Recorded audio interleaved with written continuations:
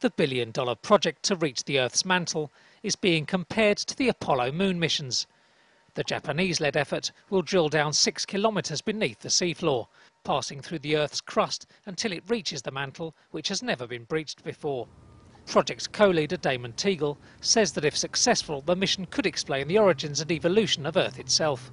We use what is known as a rotary coring bit, which is adapted from the oil industry, but is used for drilling very hard formations. They make a hole that's, if things are going well, about 30 centimetres across, and then would actually grind out a stump of core that's about 6 centimetres wide.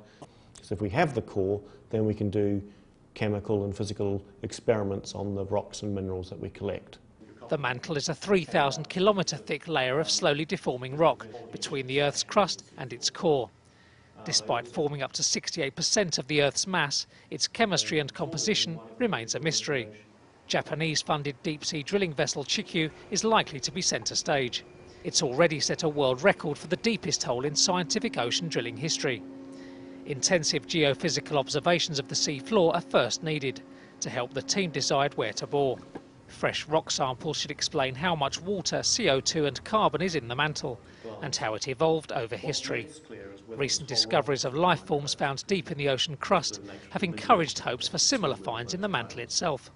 One could imagine that if we had a fault zone that goes very deeply through the ocean crust, where there's cold seawater penetrating deeply into the ocean crust, that perhaps we have life at very great depths in the ocean crust, and possibly, and I say possibly, maybe even into the upper mantle.